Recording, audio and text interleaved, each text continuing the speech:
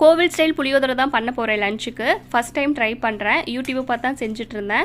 என்ன தான் வீட்டில் பண்ணினாலும் கோவிலில் கிடைக்கிறது ரொம்பவே சூப்பராக டேஸ்டியாகவே இருக்கும். ஸ்கூல் காலேஜ் படிக்கும் போதெல்லாம் லஞ்ச் பாக்ஸ்க்கு அம்மா அடிக்கடி புளி சாதம் பண்ணி கொடுப்பாங்க. அப்போது வந்து அடிக்கடி சாப்பிட்றதால புளி சாதமானு சொல்லிட்டு ரொம்பவே சலிப்பாக இருக்கும். ஆனால் இப்போ கிடைக்காதுங்கிறதால நானே ரெடி பண்ண போகிறேன்.